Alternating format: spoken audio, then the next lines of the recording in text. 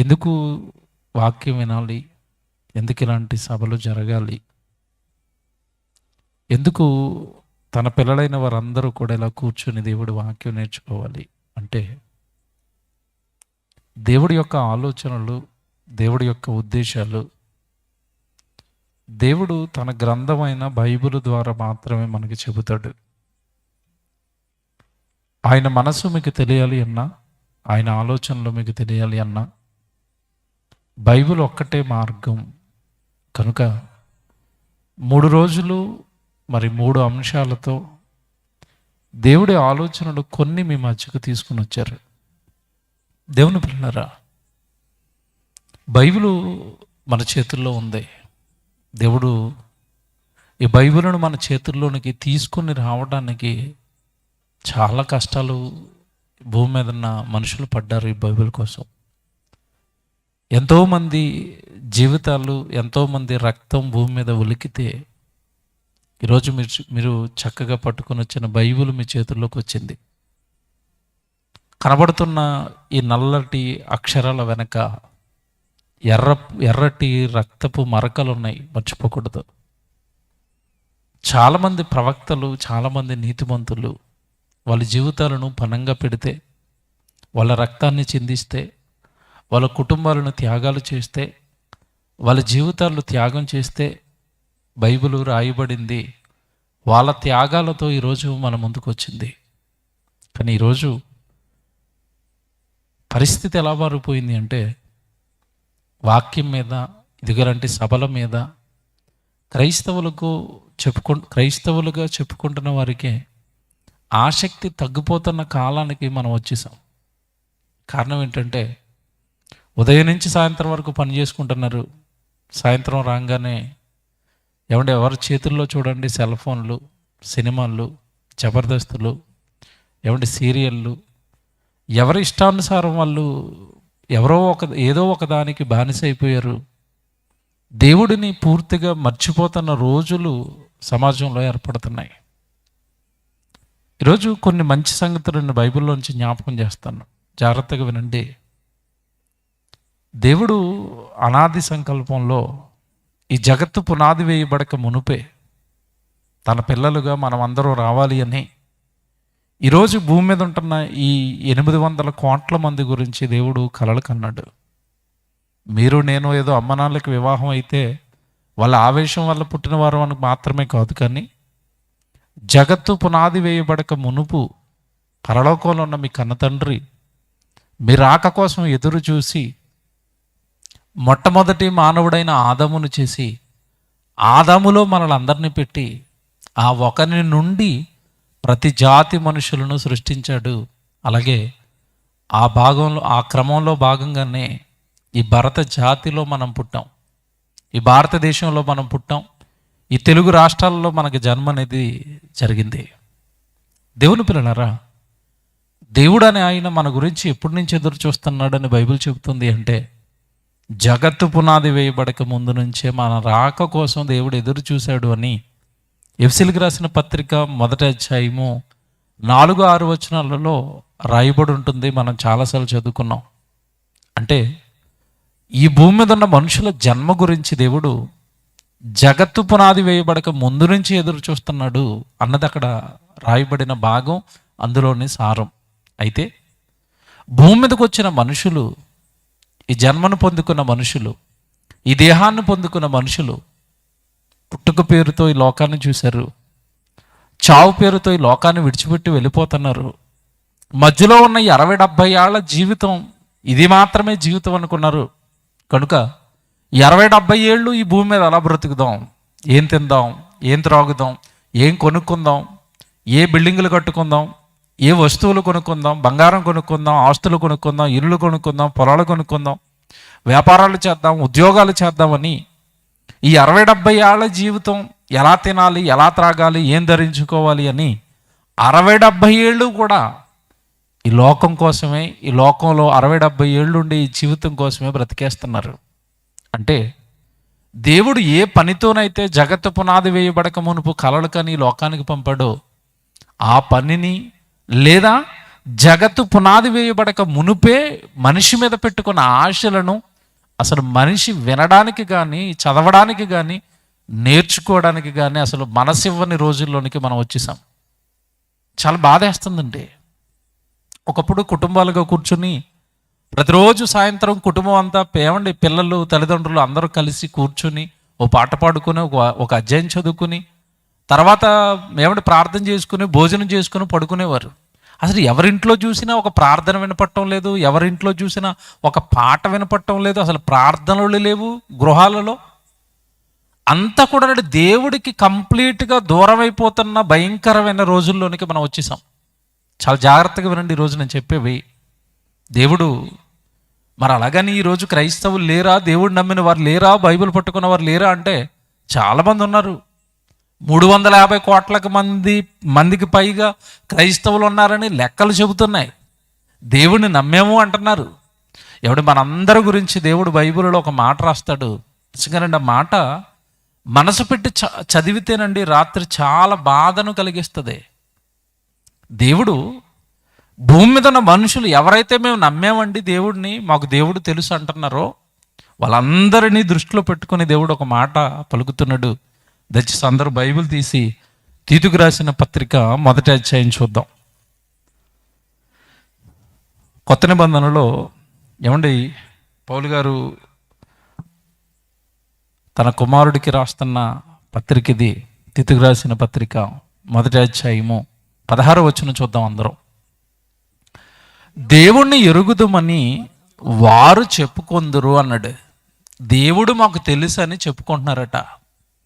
మా దగ్గర బైబిల్ ఉందని చెప్పుకుంటున్నారట. మేము బాప్తీసం తీసుకున్నాము, మాకు యేసుప్రభు తెలుసు, పరలోకంలో ఉన్న తండ్రి తెలుసు, మాకు దేవుడు తెలుసు, మాకు దేవుడు తెలుసు అని చెప్పుకుంటున్నారట. జాగ్రత్తగా వినండి. వారు మేము దేవుని ఎరుగుదమని వారు చెప్పుకొందురు. వెంటనే అక్కడ ఏముందో తెలుసండి, అసహ్యులును కాని అసహ్యులును. ఇదేంటండి ఇది? దేవుడిని ఎరిగామని చెప్పుకుంటున్న వాళ్ళట అసహ్యులా? ఇదేంటి ఇలా ఉంది బైబిల్? ఎరగని వాళ్ళు అసహ్యులు అంటే బాగుండేమో కదా, కానీ అలా రాయబడలేదు బైబిల్లో. మాకు దేవుడు తెలుసు, మేము దేవుణ్ణి ఎరిగాం, మేము దేవుణ్ణి నమ్మాం అంటున్న వాళ్ళట ఎరిగామని చెప్పుకుంటున్నారు, కాని వాళ్ళు నాకు అసహ్యులు అన్నాడు. ఇదేంటండి ఇలా ఉంది బైబిల్? ఇలాగే ఉంది బైబిల్. నా బైబిల్లోనే కాదు, మీ బైబిల్లో కూడా ఈ మాట ఉంది. ఎందుకు ఇలా మాట్లాడుతున్నాడు దేవుడు? నమ్మామని చెప్పుకుంటున్న వారి గురించి ఇలాంటి ప్రస్తావన ఎందుకు తెచ్చాడు దేవుడు బైబిల్లో? జాగ్రత్తగా ఆలోచించాలి. వారు దేవుణ్ణి ఎరుగుదమని వారు చెప్పుకొందరు, కానీ అసహ్యులను, అవిధేయులను, ప్రతి సత్కార్యము విషయమై భ్రష్టులునై ఉండి తమ క్రియల వలన ఆయన ఎరగమన్నట్టుగా ఉండిపోయారు. అదండి దేవుడి బాధ. క్రియల వలన, క్రియలతో మాకు దేవుడు తెలీదు అని చెప్తున్నారట. నోటితోనేమో దేవుడు తెలుసు అంటున్నారట, క్రియలతోనేమో దేవుడు ఎవరో మాకు తెలియదు అంటున్నారట. ఎలా చెప్తున్నాడు చూడండి దేవుడు. ఎంతో లోతుగా మన ఆత్మీయ జీవితాన్ని విశ్లేషణ చేస్తున్నాడు చూడండి దేవుడు. విశ్లేషిస్తున్నాడు మన జీవితాన్ని, ఎనాలిసిస్ చేస్తున్నాడు మన జీవితాన్ని. అలాగా పట్టు చూస్తుంటే మన జీవితం బయటకు వస్తుంది. దేవుడు మాకు తెలుసు, దేవుడు మాకు తెలుసు, దేవుడు మాకు తెలుసు అంటున్నారట, కానీ వాళ్ళు నాకు అసహ్యం, వాళ్ళ నాకు అవిధేయులు. ఏంటయ్యా కారణం అంటే వారు తమ క్రియల వలన జరుగుతున్న సత్కార్యాలను పట్టించుకోరు. జరుగుతున్న సత్క్రియలు, సువార్త పనుల్లో ఎటువంటి పాలిభాగస్తులుగా వారు రారు. దేవుడు పని అనేసరికి మాకు రాదు, మేము చెయ్యము, మేము వెళ్ళము, మేము ఉండము అంటున్నారట.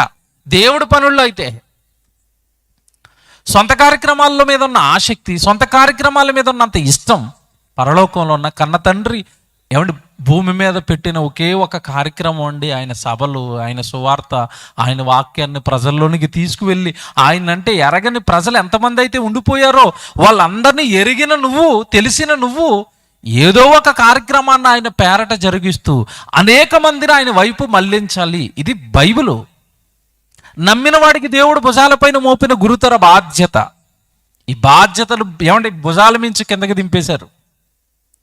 ఎవరి బాధ్యతలు వాళ్ళవి, ఎవరి కుటుంబాలు వాళ్ళవి, ఎవరు సొంతంగా ఎదగడానికి వాళ్ళు ఆలోచిస్తున్నారు. మేము మా కుటుంబం బాగా ఎదిగిపోవాలండి. ఎదగటం అంటే ఏమర్థం చేసుకున్నారు అంటే మంచి బట్టలు, మంచి ఇల్లు, మంచి కారు, మంచి పొలము, ఇవి ఉంటే ఎదుగుదలనుకున్నారు. ఆత్మీయ జీవితం, భక్తి, అసలు బైబిల్ ఎంతవరకు వచ్చింది? అసలు మన కుటుంబం పేరట దేవుడికి ఏ కార్యక్రమాలు జరుగుతున్నాయి? ఈ కొలమానాలు క్రైస్తవ కుటుంబాలలో నుంచి దూరం అయిపోయాయి. భక్తి దూరం అయిపోతుంది. దేవుడు అంటే భయం దూరం అయిపోతుంది. ఒక పక్కన కొన్ని గ్రామాల్లో సభలు జరుగుతుంటే క్రైస్తవులుగా చెప్పబడుతున్న వాళ్ళ ఇంటి పక్కనే సభ జరుగుతున్నా వాళ్ళ ఇంట్లో కూర్చొని టీవీలు చూస్తున్నారండి. భక్తా ఇది భయమా? ఇది దేవుడు అంటే నా ఇంటి పక్కనే సభ జరుగుతుంటే నేను ఇంట్లో కూర్చుని ఉండిపోయానంటే దేవుడి సన్నిధి కదా, అది దేవుడి మాటలు కదా అక్కడ జరుగుతున్నవి. ఎవరో ఒక సహోదరుడు వాళ్ళ కష్టాన్ని ₹1,000 ఖర్చు పెట్టి అక్కడ ఆ మీటింగ్ పెట్టినప్పుడు కనీసం నేను ఏమి చేయకపోయినా పర్వాలేదు, అక్కడికి వెళ్ళి కూర్చుని వాక్యం వినాలి కదా. ఆ భయం కూడా విడిచిపెట్టేశారండి. సభలు జరుగుతున్నాయి రండి అని ఊరూరా తిరిగి చాలా మంది పిల్లలు ఇప్పటి వరకు కష్టపడుతున్నా ఆ కార్యాన్ని పట్టించుకోని వారుగా మిగిలారు. అందుకే రాశాడు ఇక్కడ దేవుడు, వాళ్ళు మాకు దేవుడు తెలుసని చెబుతారు, వాళ్ళు మాకు దేవుడు తెలుసని చెబుతారు, వాళ్ళు మాకు దేవుడు తెలుసని చెబుతారు. కార్యాల విషయాల్లోకి వచ్చేసరికి, పనుల విషయాల్లోకి వచ్చేసరికి వాళ్ళ క్రియల ద్వారా ఆ దేవుడు ఎవరో మాకు తెలియదు అన్నట్టుగా ప్రవర్తిస్తారట. వాళ్ళకి దేవుడు ఇస్తున్న సర్టిఫికేట్ ఏంటి చెప్పండి? మంచోళ్ళు అన్నాడా? వాళ్ళ గురించి ఏమంటున్నాడు చెప్పండి? మళ్ళా చదువుతారా 16వ వచనం ప్రారంభం. దేవుడిని ఎరుగుదమని వారు చెప్పుకొందురు కానీ ఏమన్నాడు చెప్పండి అక్కడ వెంటనే? అలాంటి వాళ్ళు నాకు అసహ్యం. నా పని జరుగుతున్నప్పుడు అక్కడ రానివాడంటే నాకు అసహ్యం. నా పని జరుగుతున్నప్పుడు దానికి సహకారిగా ఉండనివాడంటే నాకు అసహ్యం. ఎందుకంటే వాళ్ళు నేను చెప్పిన వాక్యానికి విధేయత చూపించటం లేదు, అవిధేయుడిగా మారిపోయాడు, పట్టించుకోని వాడిగా మారిపోయాడు. దేవుని పిల్లలారా, మీకు మాట చెప్తాను, ఈరోజు జాగ్రత్తగా వినాలి. దేవుడు ప్రారంభం నుంచి కూడా ఈ భూమి మీద ఉన్న మనుషుల ఎడల తన సంకల్పం, తన ఆలోచన లేదా తన మనసును చెప్పుకుంటూ వచ్చాడు. ఏంటయ్యా మనసు అంటే, భూమి మీద పుట్టిన మీరంతా కూడా నాకు మహిమ తీసుకుని రావాలి, నాకు కీర్తి తీసుకుని రావాలి. ఎన్నో మాటలు చెప్పాడండి. యెషయా గ్రంథం 43వ అధ్యాయము 7వ వచనం ఒకసారి మీరు చూడండి బైబిల్లో. యెషయా గ్రంథం 43వ అధ్యాయము 7వ వచనం చూడండి ఒకసారి. యెషయా గ్రంథం 43వ అధ్యాయం 7వ వచనం అండి. మానవ జన్మ ఎందుకు జరిగిందో చెప్తున్నాడు. నా మహిమ నిమిత్తము నేను సృజించిన వారిని, అంటే మనల్ని ఎందుకు పుట్టించుకున్నాడట? నా మహిమ నిమిత్తము మీకు జన్మ, నాకు కీర్తి తీసుకుని రావడానికి మీకు ఆ జన్మ. నా గురించి మీరు పుట్టారు, నా గురించి మీకు జన్మ జరిగింది, నా గురించి ఈ లోకంలో మీకు జీవితం ఇవ్వబడింది. బాల్యదినాలు నీకోసమే వాడుకున్నావు, యవ్వనంలోనికి వచ్చావు, అది నీకోసమే వాడుకున్నావు, వృద్ధాప్యంలోనికి వచ్చావు, అది నీకోసమే వాడుకుంటున్నావు. ఇంకెప్పుడు నా కోసం నువ్వు బ్రతుకుతావు? ఇంకెప్పుడు ఈ జన్మనిచ్చినందుకు నాకు కృతజ్ఞత స్తుతిగా నీ జీవితాన్ని నాకు పన్నంగా పెట్టి నా కోసం ఎప్పుడు బ్రతుకుతావు? నా దగ్గరికి ఎప్పుడు వస్తావు? నా పనిలో నువ్వు ఎప్పుడు ఉంటావు? 80 ఏళ్ళ వయసు వచ్చిన తర్వాత మోషేకు జన్మ పరమార్థం చెప్పగానే, నాయన మోషే నువ్వేంటి, నువ్వు ఇశ్రాయేలుకి నాయకుడిగా కదా నువ్వు పుట్టింది, నాయకుడిగా పుట్టిన నువ్వు ఈ గొర్రెలు మేపుకుంటూ వివాహాలు అంటున్నావు. అంతకుముందు 40 సంవత్సరాలు ఏమో ఐగుప్తులో ఆ రాజు కోటలోనే ఉండిపోయినప్పుడు సకల విద్యలలో నీ జీవితాన్ని ఖర్చు పెట్టేశావు 40 సంవత్సరాలు. మిగతా 40 సంవత్సరాలు ఇదిగో పెళ్ళి అన్నావు, పిల్లలు అన్నావు, ఇదిగో గొర్రెలు మేపుకుంటూ అరణ్యంలో తిరుగుతున్నావు. నువ్వు పుట్టింది దీనిగా? ఇంతేనా జీవితం? లోకంలో ఉన్న విద్యలు నేర్చుకోవడానికి, పిల్లల్ని కనడానికి, పెళ్లిళ్ళు చేసుకోవడానికి, ఈ లోకంలో బ్రతికేయడానికి ఇదేనా జన్మ? ఇదేనంటే మానవ జన్మ యొక్క దేవుని ఉద్దేశం ఇదేనా? కాదు. నువ్వు పుట్టింది నా కోసం. ఇదిగో వెళ్ళాలి, నువ్వు ఇశ్రాయేలు ప్రజలందరినీ విడిపించాలి నాయకుడిగా. 80వ ఏట ఆ మాట విన్నాడు, వెళ్ళిపోయాడండి దేవుడి పనిలోనికి. 120 సంవత్సరాలు మహానుభావుడు బ్రతికింది, మిగతా 40 సంవత్సరాలు కూడా వెనుదిరగక దేవుడి పనిలోనే తన జీవితాన్ని ముగించాడు. మరి మోషే గారిని భక్తుడు అన్నాడు కదా, మీరు భక్తులు అవరా? మరి మీ జీవితం దేవుడికి ఉపయోగపడాలి కదా, మీ జీవితం నుండి ఏదో ఒక రకంగా దేవుడికి మహిమ కీర్తి తీసుకొని రావాలి కదా. అదే ఇక్కడ మనకు చెప్తున్న మాట అదే కదండి. యెషయా గ్రంథం 43:7 ఇప్పుడు మనం చదువుకున్నది అదే. నా మహిమ నిమిత్తము నేను సృజించిన వారిని, అంటే నీకు జన్మను దేవుడిచ్చింది ఆయనకు మహిమ తెస్తావని, ఆయన పాటలు పాడతావని, ఆయన వాక్యాలు చెబుతావని. నిజంగా ఇందాక ఒక చిన్న పాప మాట్లాడింది చూడండి. వయసు చాలా చిన్నదండి ఆ పాపది. సిలువకు శత్రువుల గురించి మాట్లాడుతూ నువ్వే ఆ శత్రువువి. దేవుడి గురించి నువ్వు ఏమన్నా పట్టించుకోవు. దేవుడు సువార్త ఎడిల్లిపోతున్నా పట్టించుకోవు. భూమి మీద నీ గ్రామంలో ఉన్న వాళ్ళు చాలా మంది దేవుడిని నమ్మటం లేదండి, దేవుడికి అవిధేయులు అయిపోయారండి. అసలు నీకు ఆ బాధ ఎక్కటం లేదు దేవుడి పక్షాన అంటే నువ్వేం భక్తుడివి, నువ్వేం నమ్మావు దేవుడిని, నీకేం తెలిసింది దేవుడు మనసు. నీ గ్రామంలో ఉన్న వాళ్ళందరూ దేవుని పిల్లలన్న బాధ్యత నీకు ఎక్కితే, దేవుడి బాధ నీకు అర్థమైతే వాళ్ళని రక్షించడానికి నువ్వు ఏదో ఒకటి చేస్తావు కదా, ఆయన గురించి చెప్పడానికి ప్రయత్నిస్తావు కదా. దేవుని పిల్లలారా, నేను నా సొంత మాటలు చెప్పటం లేదు. ఆ తీతుకు రాసిన పత్రిక 1వ అధ్యాయం 16వ వచనం ప్రతిరోజు చదవండి. దేవుణ్ణి ఎరుగుదామని వారు చెప్పుకుంటున్నారు, నాకు దేవుడు తెలుసు అంటున్నారు, కానీ నాకు వాళ్ళు అసహ్యులు, అవిధేయులు. కారణం ఏంటంటే ప్రతి సత్కార్య విషయంలో వారు నాకు అవిధేయులు అయిపోయారు. క్రియలు లేవు వాళ్ళ జీవితం నుండి. ఎటువంటి క్రియ నా కోసం జరగటం లేదు. అపోస్తులు యేసుప్రభు వెనకాల ఉన్నారు, తొలినాళ్ళలో వాక్యం నేర్చుకున్నారండి. వాక్యం నేర్చుకున్న తర్వాత వాళ్ళ సేవలో పెట్టిన తర్వాత వాళ్ళు చేసిన కార్యక్రమాలనే ఒక పుస్తకం అయిపోయి అపోస్తులుల కార్యములు అని ఒక పుస్తకం వచ్చింది బైబిల్లో. వాళ్ళు చేసిన కార్యక్రమాలండి అవన్నీ. మన జీవితం నుండి, మన కుటుంబం నుండి ఈరోజు దేవుడికి జరుగుతున్నది ఏంటి చెప్పండి. దేవుని పిల్లలారా, నేను నీకు ఒక ఉదాహరణ జ్ఞాపకం చేస్తానండి. దేవుడు ఎప్పుడు కూడానండి తన పిల్లలమైన మనం తనకు అనుకూలంగా తాను అనుకున్నట్టుగా భూమి మీద మనం బ్రతకటం లేదని చాలాసార్లు అండి, ఒక్కసారి ప్రకృతిని చూడండి ఆయన, ప్రకృతిని చూడండి ఆయన, ప్రకృతిని చూడండి ఆయన అని చాలాసార్లు అండి మన కళ్ళ ముందున్న ప్రకృతిలో ఉన్న చాలా వాటిని మన కళ్ళ ముందు పెట్టి మీరెందుకు అలా నా కోసం బ్రతకరు అని ప్రశ్నించాడు. ఆదామును చెయ్యకు మునుపు చేశాడండి సూర్యుడిని, డ్యూటీ వేసాడు దానికి. ప్రతి ఉదయం వెళ్ళాలి, నా పిల్లలకి వెలుగివ్వాలి అన్నాడు. పగటిని ఏలుటకు పెద్ద జ్యోతిని, రాత్రిని ఏలుటకు చిన్న జ్యోతిని అని ఎక్కడో ఆదికాండం 1వ అధ్యాయంలో 14వ వచనంలో దేవుడు పలికితే, నేటి వరకు కూడా సూర్యచంద్రులు అండి ప్రతిరోజు పగలొకరు రాత్రి ఒకరు మనకి వెలుగివ్వడానికి సృష్టిలోని కళ్ళ ముందుకు వస్తున్నారే. ఎప్పుడో ఏర్పాటు చేసిన వ్యవస్థలన్నీ దేవుడు చెప్పగానే ఎవడ సిస్టమేటిక్గా ఇప్పటి వరకు మీ తాత తరంలో, మీ ముత్తాత తరంలో, మీ తరంలో, ఎవడు రాబోయే మీ పిల్లల తరంలో ఆ వ్యవస్థలన్నీ అలా పనిచేస్తూనే ఉన్నాయే. దేవుడు ఏర్పాటు చేసినవి. శీతాకాలం అన్నాడు, వర్షాకాలం అన్నాడు, ఎండాకాలం అన్నాడు, ఋతువులు వాటి అంతటా అవి మారటం లేదు కదా, దేవుడు కదండి వాటి వెనకాలండి నడిపిస్తున్నాడు. సృష్టిని నడిపిస్తూ సృష్టిలో ఉన్న ప్రతిదీ నీకు సేవ చేస్తుంటే ఆ సేవలను పొందుకుంటున్న నువ్వు, వాటి వల్ల బ్రతుకుతున్న నువ్వు, వాటిని నిన్ను చేసిన దేవుడి కోసం నువ్వు బ్రతకాలి కదా. అది ఎందుకు మనకు అర్థం అవటం లేదు. బైబిల్లోనండి నేను చాలా సందర్భాలు చెబుతున్నప్పుడు బైబిల్లో ఉన్న ఒక సందర్భం నాకు చాలా ఇష్టం అండి. ఎందుకంటే సృష్టి ఎంత కమిట్మెంట్తో దేవుడి కోసం పనిచేస్తుందో మనకు అర్థం అవడానికి దేవుడు కొన్ని సందర్భాలు బైబిల్లో రాయించాడు. అందులో ఒక మాట, ఒక సందర్భం ఉంటుంది 8వ అధ్యాయంలో. ఒకసారి జ్ఞాపకం చేసుకుందాం దాన్ని. సృష్టి ఎంత గొప్పగా దేవుడు పనిలో నిమగ్నం అయిపోయిందో, వాటి ఆలోచనలు చూస్తేనంటే నిజంగా ఆశ్చర్యం వేస్తుందండి. న్యాయాధిపతుల గ్రంథం 8వ అధ్యాయము 9వ వచనం చదువుతాం ఒకసారి. ఎంత మంచి మాటలు అక్కడ ఉన్నాయో ఒకసారి మీరు జాగ్రత్తగా చూడండి. 9వ అధ్యాయం అండి, క్షమించండి, 9వ అధ్యాయము 8వ వచనం. న్యాయాధిపతుల గ్రంథం 9వ అధ్యాయము 8వ వచనం చూడండి. చెట్లు తమ మీద రాజును ఒకరిని అభిషేకించుకొనవలెనని మనస్సు కలిగి బయలుదేరాయట. చెట్లట మన మీద ఒక రాజును పెట్టుకుందామని బయలుదేరాయట. ఇప్పుడు మొదట ఒక చెట్టు దగ్గరికి వెళ్ళాయి, మమ్మల్ని ఏలుమని ఒలివ చెట్టును అడగగా, ఒలివ చెట్టు దేవునిని మానవులను దేని వలన నరులు సన్మానించుదురో ఆనా తైలముని ఇయ్యక మాని చెట్ల మీద రాజునయ్యుండి ఇటు అటు ఊగుటకు నేను వచ్చేదనని వాటితో చెప్పాను. చెట్లన్నీ ఒక సమావేశం వేసుకున్నాయట. ఇది సందర్భం చదువుతున్నప్పుడు చాలా మందికి ఒక డౌట్ ఉంటుంది. చెట్లు మాట్లాడుకుంటాయా, చెట్లు సమావేశం వేసుకుంటాయా, చెట్లకి భాష ఉందా అని మీరు అనుకుంటారేమో. మనలాంటి నోరు లేకపోవచ్చు, మనలాంటి భాష లేకపోవచ్చు అండి.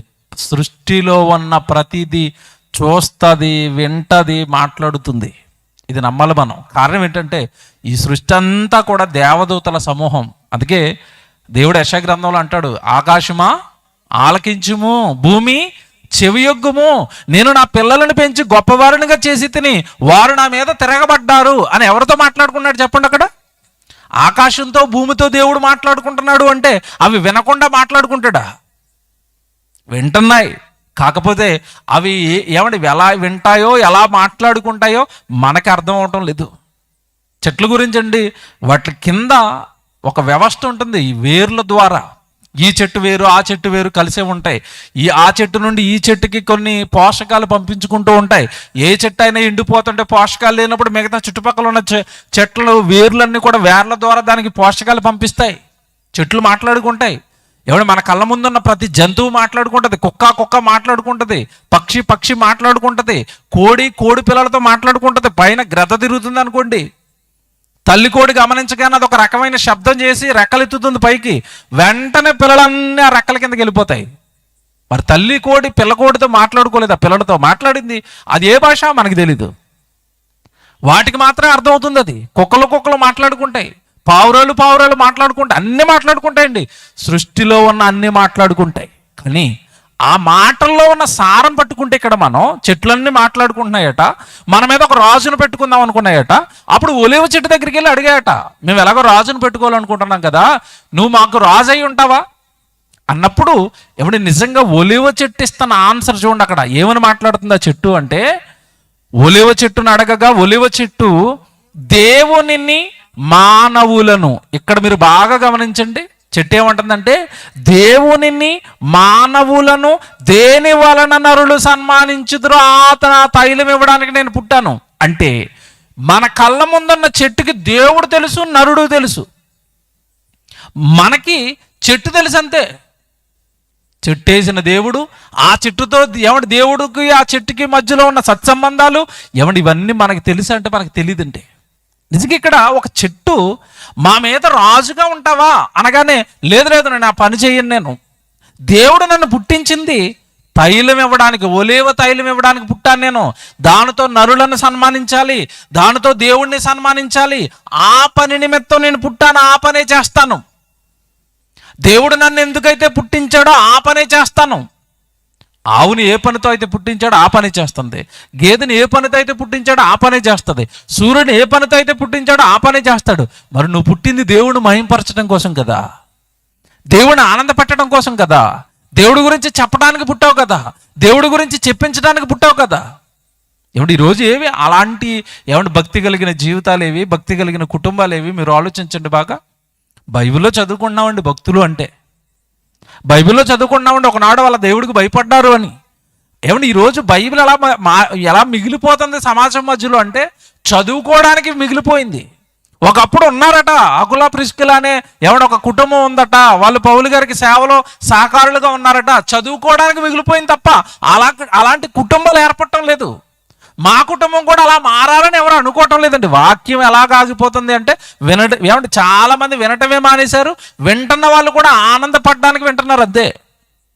హృదయంలోనికి తీసుకుని దాని ప్రకారం బ్రతకడానికి, మేము అలా మారాలని అనుకోవడానికి, నేను కూడా సభల ద్వారా మార్పు పొందుతాను, నేను నా భయంకరమైన జీవితాన్ని మార్చుకుంటానండి, ఇప్పటి వరకు లోకం కోసం నా కోసం బ్రతికింది చాలుగా నేను దేవుడి కోసం బ్రతుకుతాను.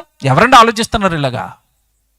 ఒక చెట్టు అంటుంది దేవుడు నన్ను ఎందుకైతే పుట్టించాడో నేను దానికోసమే బ్రతుకుతాను. ఇంకా చెప్పమంటారా, ఫరో దేవుడి మాట వినటం లేదు. మోషే అహరోనులను పంపించాడు ఆ రోజు, నా పిల్లలైన ఇశ్రాయేలు అందరినీ విడిపించడానికి ఇదిగో మోషేను అహరోనుని నేను నిలబెట్టుకున్నాను పంపించంటుంటే ఆ రోజు ఫరో అసలు మాట వినటం లేదు. మీరెవరు పంపించడానికి, ఆయన ఎవరు నన్ను శాసించడానికి, ఎవరు అసలు యెహోవా ఎవరు అంటున్నాడు. అలాంటప్పుడు దేవుడు మోషే అహరోనులతో చెప్పిందండి, నాయనా వాడు అలా అయితే మాట విండు, నా శక్తి ఏంటో మీకు నేను ఇచ్చిన అధికారం ఏంటో మహత్కార్యాల రూపంలో వాడికి మీరు చూపిందరు కానీ అన్నాడు. అలాగే ప్రభు అన్నారు. మొదట వెళ్ళారండి, మొదట ఫరో ఎదుట ఒక సూచక్రియ చేశారు. ఏం చేశారు అంటే, నువ్వు కర్ర పట్టుకొని అయినా అది పాము అయిపోతుంది, తోక పట్టుకోగానే కర్ర అయిపోతుంది అన్నాడు. అది ఫరో ముందు చేశారు. ఆ మహత్కార్యం చూశాడు కానీ వాడు అలా భయపడినట్టే భయపడ్డాడు, దాన్ని పట్టించుకోలేదు. మరలా రెండవ సూచక్రియ లేదా రెండవ మహత్కార్యం వాడు ముందు చేయండి ఆయన అన్నాడు. ఏంటంటే ఏట్లో నీళ్లు ఉన్నాయి కదా, కర్రతో కొట్టండి, అవన్నీ రక్తంగా మారిపోతాయి అన్నాడు. ఆ రక్తంగా మారిపోయాయి. అయినా సరే అన్నాడు, భయపడ్డాడు. మరలానండి వాడి హృదయం కఠినపరచబడుతూనే ఉంది. తర్వాత మూడవ మహత్కార్యంగా బైబిల్లో ఒకటి చెప్తాడండి, ఇక వాడికి ఈ రోజు మీరు ఒకటి చెప్పండి, ఆయన మోషే అహరోనుతో చెప్తున్నాడు, ఈరోజు ఒకటి చెప్పండి వాడికి. ఏం చెప్పాలి అంటే, నువ్వు గనక దేవుడి మాట విని తన ప్రజలను గనక పంపించకపోతే నీ పొలిమేరను మొదలుకొని నీ రాజ్యం మొత్తం, నీ ఇల్లు, నీ పొలము, లేదంటే నీ బెడ్రూము, నీ కిచెన్ మొత్తం, నీ ఇల్లంతా కూడా కప్పలతో నిండిపోతుందని చెప్పు అన్నాడు. వాడు వినలేదండి. వినకపోయేసరికి అన్నది అన్నట్టుగానే వచ్చాయి. ఏట్లో కప్పలు పుట్టాలి అని మోషే అహరోనులు శాసించగానే ఎక్కడో దూరంగా ఉన్న ఏట్లో కప్పలు పుట్టేయండి. ఆ పుట్టిన కప్పలకు మోషే అహరోనులు దేవుడి ద్వారా ఆజ్ఞాపించింది ఏంటంటే, మీరు వెళ్ళిపోండి ఐగుప్తీయుల ఇళ్ళ మీద. కనగానే మొత్తం టోటల్గా ఐగుప్తీయుల ఇళ్ళన్నీ కూడా కప్పలు కప్పేశాయి. అసలు పడుకుంటున్న మంచం మీద కప్పలే, తినడానికి ఏమంటే పెట్టుకున్న వస్తువులు ఉంటాయి కదండి, ఆ వస్తువులు, కిచెన్లో ఉన్న దాచుకున్న సామాన్లు కూడా కప్పలే, ఇంటి నిండా కప్పలే. ఎక్కడ అడుగు పెడితే అక్కడ కప్పలు కప్పలు కప్పలండి. అసలు తిరగడానికి లేదు, కూర్చోవడానికి లేదు, నుంచోడానికి లేదు, పడుకోవడానికి లేదు, మొత్తం అంతా కప్పలు కప్పేశాయి.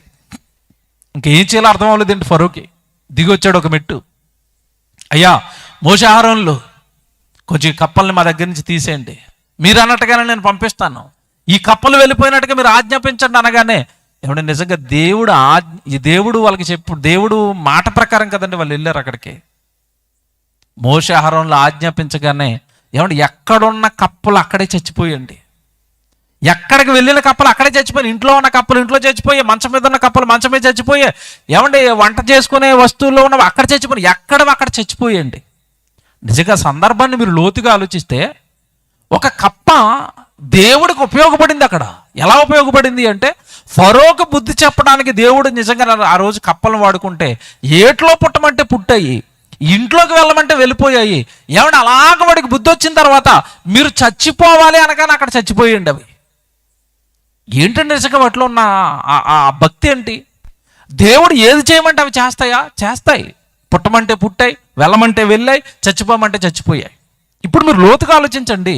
పరలోకంలో ఉన్న కన్న తండ్రి జగత్తు పునాది వేయబడక మరుపు మనల్ని కోరుకుని ఈ లోకానికి మనల్ని పంపాడు.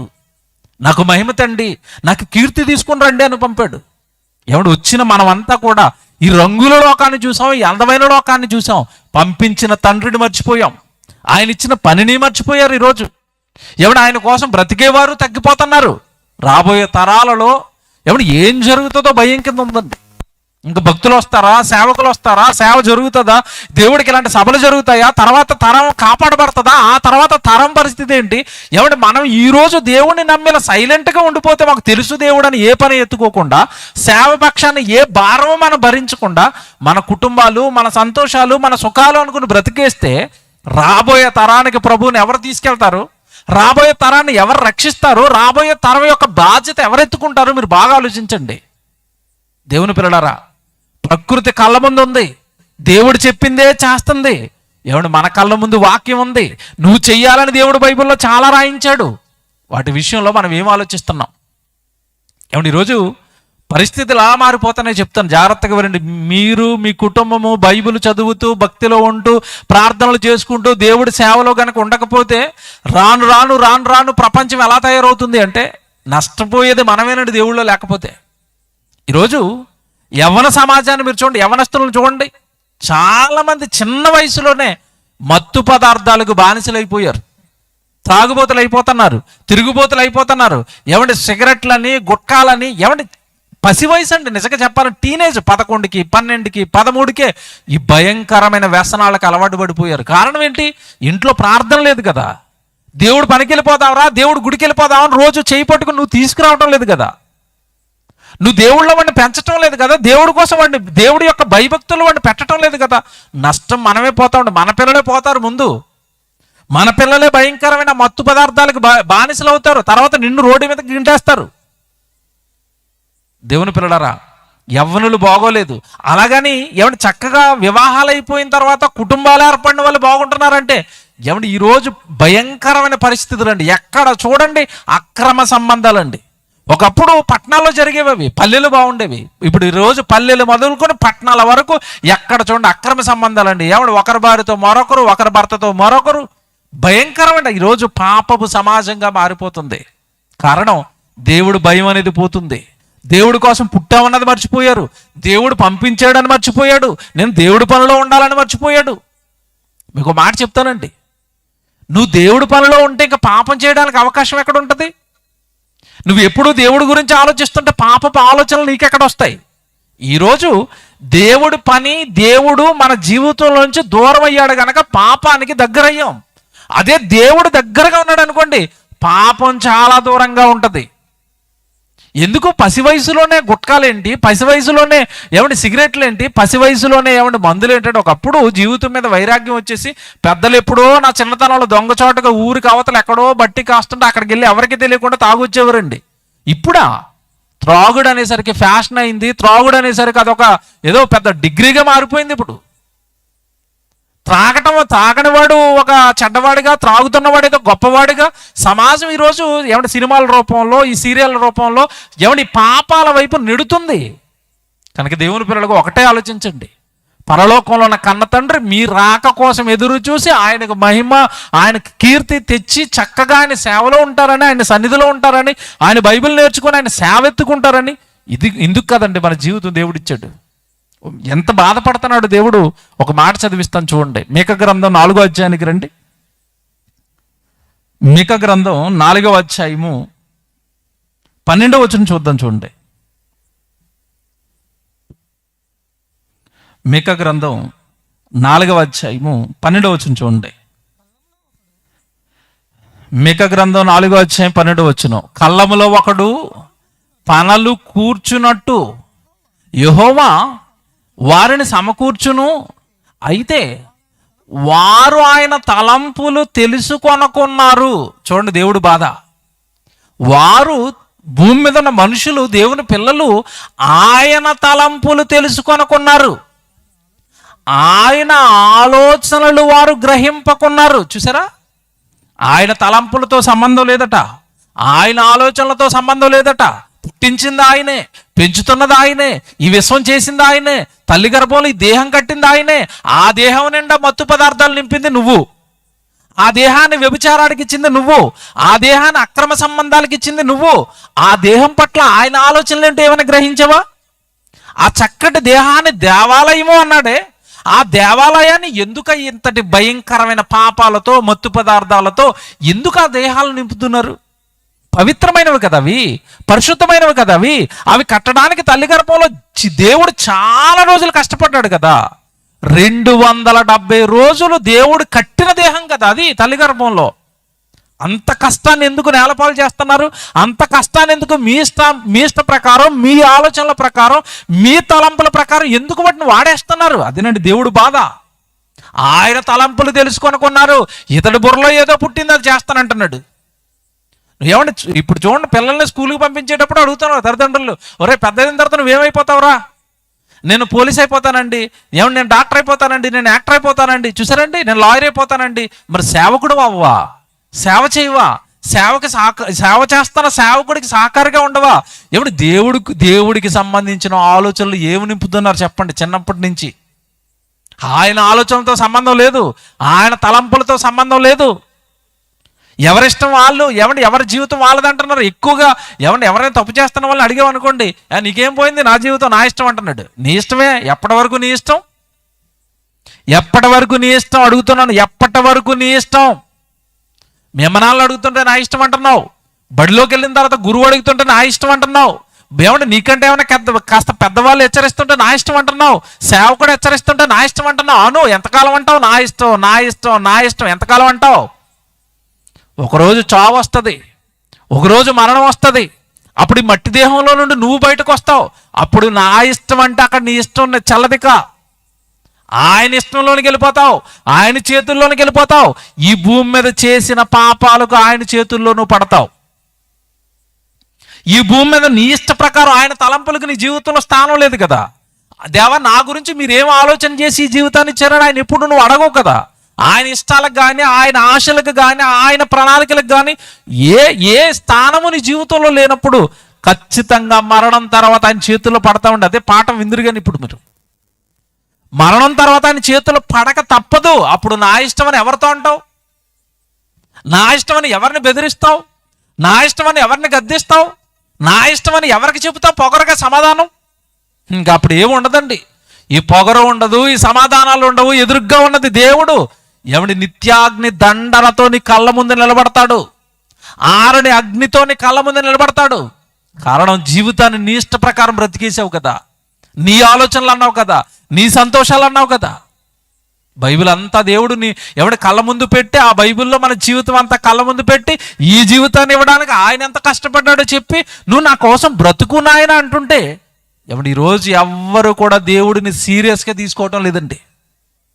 సీరియస్గా తీసుకోవటం లేదు. నమ్మాం, బాప్తిసం తీసుకున్నాం, ఇష్టం ఉంటే గుడికి వస్తాం, ఇష్టం లేకపోతే రాము, చుట్టాలు వస్తే రాము, కాస్త జలుబు చేస్తే రాము, కాస్త ఒళ్ళు అలసటగా ఉంటే రాము. ఎవరిని అడుగుతారు? అడగండి, ఎవరు అడుగుతారు మమ్మల్ని రాకపోతే? భూమి మీద నేను ఎవరు అడగరు. కానీ మరణం తర్వాత ఒక ఆయన అడుగుతాడు లెక్కలు. నువ్వు తింటున్న తిండి, నువ్వు పీలుస్తున్న గాలి, నువ్వు త్రాగుతున్న నీళ్లు, నువ్వు అనుభవిస్తున్న ఆకాశము, నేల, వీటన్నిటి లెక్కలు తీస్తాడు ఒక ఆయన మరణం తర్వాత. 60-70 ఏళ్ళు నిన్ను పెంచి పోషిస్తే భూమి మీద నా కోసం నువ్వు చేసింది ఏంటని అడుగుతాడు. మర్చిపోకండి. దేవుడు బైబిల్లో రాయించిన విధానం మనం అర్థం చేసుకుంటే మన బ్రతుకంతా బైబిల్లో ఉంది. మనం ఎలా బ్రతకాలో చెప్పడానికే బైబిలు, మనం ఏం చేయాలో చెప్పడానికే బైబిలు. వాటన్నిటిని పక్కన పెట్టారు కదండి ఈరోజు.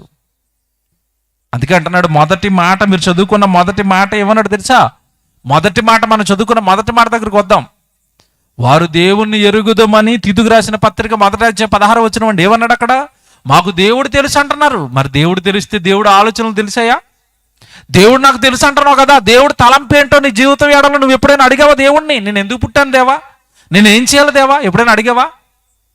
ఎవడు బైబిల్లో కొంతమంది భక్తులను జ్ఞాపకం చేస్తాను. దావీదు ఉన్నాడు. దావీదు ఎందుకు పుట్టాడండి అన్నాం అనుకోండి, కాస్త బైబిల్ చదివిన వాళ్ళు అయితే టక్కమైన ఆన్సర్ చెప్తారు. ఏమని? ఇశ్రాయేల్ ప్రజలు 40 సంవత్సరాలు పరిపాలించడానికి పుట్టాడండి. Very good. మోషే ఎందుకు పుట్టాడండి? ఇదిగో నాయకుడిగా ఉండి ఇశ్రాయేల్ ప్రజలందరినీ విడిపించడానికి పుట్టాడండి. యెషయా ఎందుకు పుట్టాడండి? ప్రవక్తగా దేవుడు మాటలు చెప్పడానికి పుట్టాడండి. ఇర్మియా ఎందుకు పుట్టాడండి? ప్రవక్తగా దేవుడు మాటలు చెప్పడానికి పుట్టాడండి. యేసుప్రభు ఎందుకు పుట్టాడండి? అన్నిటి గురించి చక్కగా మనకు తెలుసండి. యేసుప్రభు ఎందుకు పుట్టాడంటే మనందరి కోసం సిలువ వేయించుకుని మనకు పాప క్షమాపణ నిమిత్తం రక్షణ ఏర్పాటు చేయడానికి పుట్టాడండి. పౌలు గారు ఎందుకు పుట్టారండి? అపోస్తులుడిగా సేవ చేయడానికి అన్యజనులకి పుట్టాడండి. అన్నిటికీ ఆన్సర్ ఉంది కదా. అందరూ ఎందుకు పుట్టారో టకా టకా టకా టకా చెప్తున్నావు కదా. నువ్వెందుకు పుట్టావు? ఇంతకీ నువ్వెందుకు పుట్టావు? ఏముందండి, పెద్దోడిని అయ్యాను, పెళ్లి చేసుకున్నాను, పిల్లలకి అన్నాను, ముసలుడు అయిపోతాను, చచ్చిపోయి నరకానికి వెళ్ళిపోతాను. ఎందుకు నువ్వు పుట్టింది? వాళ్ళందరూ సేవ చేయడానికి పుట్టారంటున్నావు కదా. నువ్వెందుకు పుట్టావు? అసలు నీ జన్మ ఎందుకు? నీ జన్మ అసలు ఆయనకి ఏం ఉపయోగపడుతుంది? బాగా ఈ రాత్రి నేను చెబుతున్న వచనం మరలా ఆలోచించండి. వారు దేవుణ్ణి ఎరుగుదామని చెప్పుకుంటున్నారు, కానీ దేవుడు ఆలోచనలు ఏమీ తెలీదు. వాళ్ళు మాకు దేవుడు తెలుసు అంటున్నారు, దేవుడు ఎందుకు పుట్టించాడో తెలీదు. వాళ్ళు మాకు దేవుడు తెలుసు అంటున్నాడు, మరణం తర్వాత ఎంతటి భయంకరమైన శిక్ష వేస్తాడో తెలీదు. వాళ్ళు మాకు దేవుడు తెలుసు అంటున్నారు, తెలిస్తే దేవుడు ఎలా బ్రతకమన్నాడో అలా బ్రతుకుతున్నామా అది తెలీదు. దేవుని పిల్లలారా, ఈ సభల యొక్క ముఖ్య ఉద్దేశం అదే. దేవుని వైపు మళ్ళండి. దేవుడు ప్రార్థనల వైపు, దేవుడు వాక్యం వైపు, దేవుడు పనుల వైపు మీ జీవితాన్ని మళ్లించుకోండి. మహాభయంకరమైన పాతాళ మరణం తర్వాత ఎదురు చూస్తుంది. మహాభయంకరమైన శిక్ష కళ్ళ ముందు ఉంది. ఏమండి నిజంగానండి, గోదావరి తీర ప్రాంతాల్లో పుట్టిన వాళ్ళకండి, నేను పుట్టింది అక్కడేనండి. ఒకప్పుడు పరిస్థితి ఎలా ఉంటుందంటేనండి, ఆగస్టు నెల జూలై నెల వచ్చేసరికి పరిస్థితి ఎలా ఉంటుందంటే వర్షాలు భయంకరంగా పడతాయండి. ఆ గోదావరి తీర ప్రాంతాలలో ఉన్న వాళ్ళ పరిస్థితి ఎలా ఉంటుందంటే ఎప్పటికప్పుడు నా చిన్ననాడైతే రేడియో పెట్టుకుని రెడీగా ఉండేవారండి. ఎందుకంటే గోదావరి ఎప్పుడు ఉవ్వెత్తున పొంగిపోతుందో తెలీదు, అది వచ్చిందంటే ఊరంతా కొట్టుకుని వెళ్ళిపోతుంది. ఆ భయంతో రాత్రిపూట అండి గ్రామంలో ఉన్న పెద్దవాళ్ళు ఎవరో నిద్రపోయేవారు కదండి, ఒక చోట మంటేసుకుని అలా కూర్చునేవారు రేడియో పెట్టుకుని. కారణం ఏంటి? ఇదిగో వర్షం బాగా పడిపోయినాయా, రాత్రికి రాత్రి మట్టం పెరిగిందా, ఊరిలోనికి వరద వచ్చిందా, ఊరంతా నాశనం అయిపోతుంది. ముందుగానే పడవలు సిద్ధం చేసుకునేవారు, రేడియో పెట్టుకుని అక్కడ కూర్చునేవారు. కారణం ఏంటంటే ప్రమాదం కళ్ళ ముందు ఉంది కనుక. ఏమంటే ఈరోజు ఎవరికి కూడానండి మరణం ఏ రూపంలో వస్తుందో తెలియదు. భయంకరమైన ప్రమాదాలు వస్తున్నాయి, భయంకరమైన రోగాలు వస్తున్నాయి, చావు ఏమంటే ఈరోజు కళ్ళ ముందు కదులాడుతుంది. కళ్ళ ముందు చావు కదులాడుతున్నా చచ్చిపోయిన తర్వాత ఏమంటే భయంకరమైన పాతాళం ఉందని యేసుప్రభు 2000 సంవత్సరాల క్రితం చెప్పి వెళ్ళిపోయాడే. నరకం ఉంది, నరకమున పురుగు చావదు, అగ్ని ఆరదు అని చెప్పిన తర్వాత నాకు మరణం వస్తే నేనేమైనా అందులో పడిపోతానేమోనని ఏమంటే భయంకరమైన ప్రమాదం కళ్ళ ముందున్న పట్టని వారుగా తిరుగుతున్నారండి. దేవుడు పని ఉంది రండి అంటే రారు, సొంత పనులు. దేవుడు ప్రార్థనలు ఉన్నాయంటే రారు, దేవుడు సేవ చేద్దామంటే రారు, దేవుడి గురించి చెబుదామంటే రారు.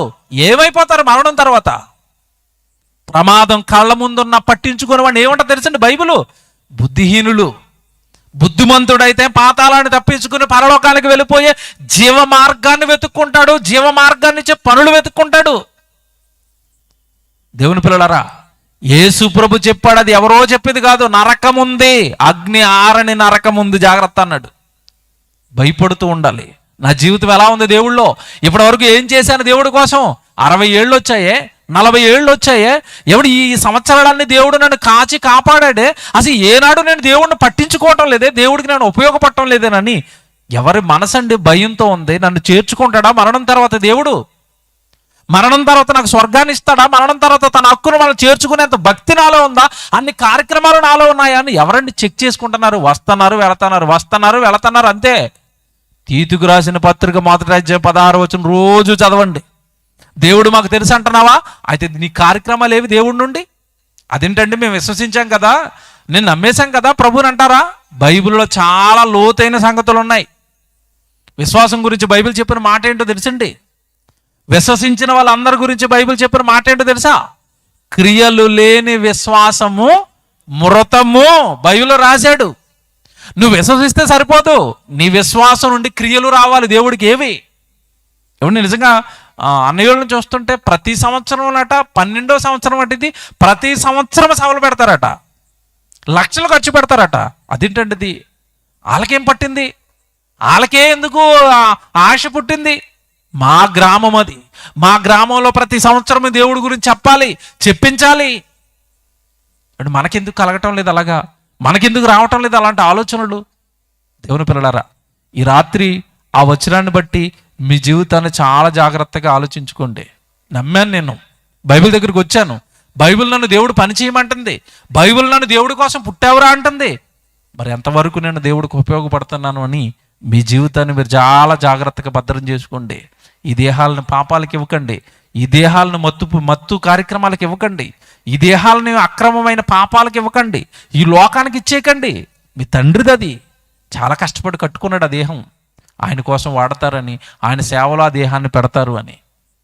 జాగ్రత్త. దేవుడి కోసం బ్రతకండి, దేవుడి పనిలో ఉండండి, దేవుడి జీవితమై బ్రతకండి.